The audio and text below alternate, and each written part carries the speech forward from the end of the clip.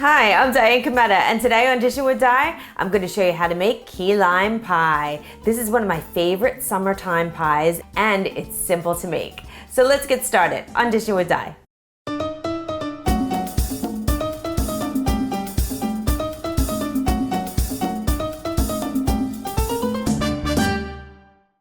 So I am really excited to make this pie, and the first thing that we do is the crust. And it's a graham cracker crust, just, you know, that nice crispy graham cracker on the outside and then really nice custardy key lime on the inside. It's just like such a perfect combination.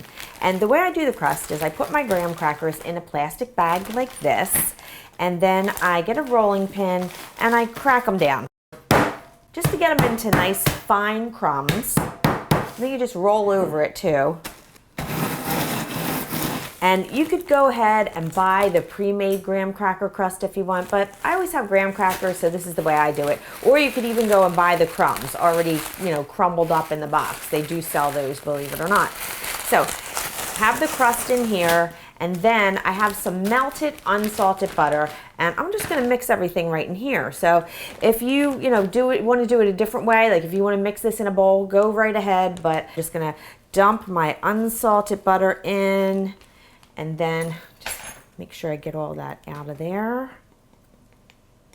And then I have a little bit of regular sugar because we're going to sweeten this up. Graham crackers are just not sweet enough on their own for this pie. So we want to add a little bit of extra sweetness to it. And then we're going to mix this around.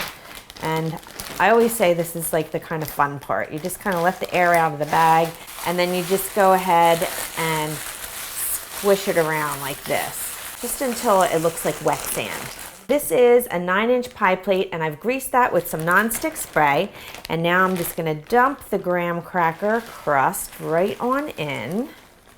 And then we're just gonna press this down. So start out by, just evening it out with your hand. And then I like to grab a measuring cup and just kind of go around and press it down and then up the sides. Just make sure you go around the edges and kind of try to make sure the edges are even all the way around. You don't want any real like super thin spots because that'll crumble. Now just take this and put it into your preheated 350-degree oven, and you want the rack in the center position, and bake this for about 10 minutes or until it sets and it becomes nice and golden. Once the crust is done, put it onto a cooling rack and let it cool while you prepare the filling. So I'm rolling some key limes on the counter right now to kind of loosen them up so the juice comes out a lot easier. And you want to do that because look how tiny they are. I mean, these are like as big as your eyeballs. So you could use regular limes in place of these if you want to. I've made it with regular limes plenty of times, or you could buy the bottled key lime juice if you want. So whatever floats your boat. Okay, so the first thing I do with these is wash them off and pat them dry because there might be something undesirable on the outside and you don't want that going into your juice. So after you roll it on your counter, then you want to slice it and be very careful because they are tiny. And then I have a hand juicer here today, so I'm just going to pop 2 of them in there, and then I have a measuring cup, and I'm just going to go ahead and squeeze it right into my measuring cup. So just keep going until you get about a half a cup of juice. So just relax into it. It's going to take some time. And here goes my last lime.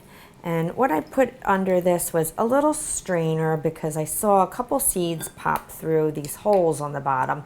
And I also got some pulp with this. So the next thing we have is some sweetened condensed milk. And this is milk that basically has the water evaporated from it, and then they sweeten it. So we're gonna add some of this into our lime juice. Just pour that right in there. And then grab yourself a little bit of vanilla extract. This is pure vanilla extract. Just want to put a little bit of this in because we're just going to try to add a little extra flavor to this.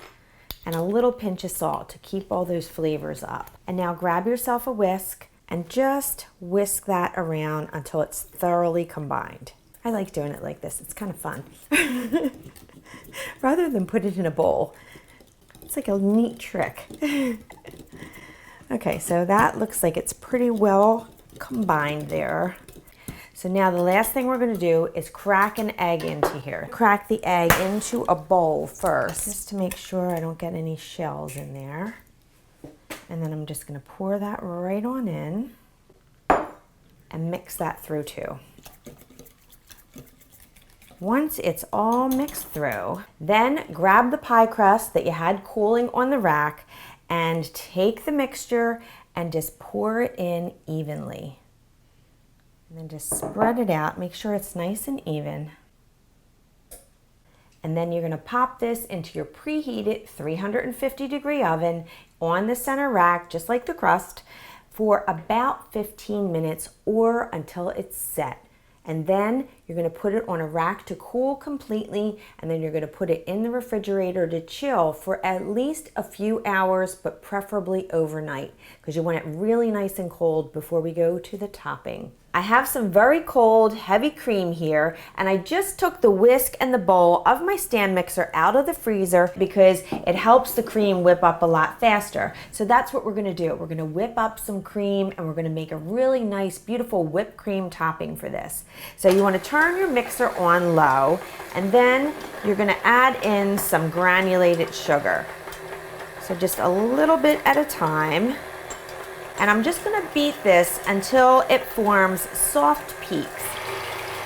So now I'm gonna add in a little bit of pure vanilla extract. It's gonna add a lot of flavor to it.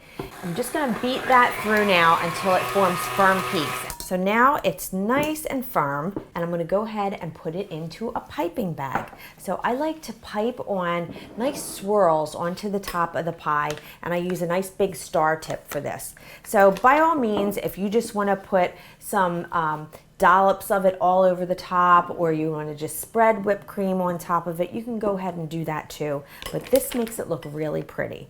So I'm just gonna fill this bag up. My pie is nice and chilled, and I'm just lifting off the plastic wrap. Now I'm going to take my whipped cream and I'm just going to go around and make nice swirls all over the top.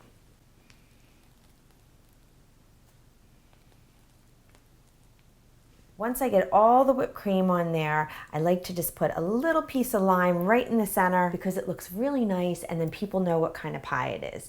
So usually I'll pop it in the fridge for about 15 minutes before I serve it, just to make sure that the whipped cream is nice and chilled. And we're not gonna wait that long today because I have been dying for this, so I'm just gonna cut right into it. The first piece is always the hardest one to get to. That came out nice. That is a tiny piece. Look how creamy that looks. Just gonna get a little extra whipped cream on there.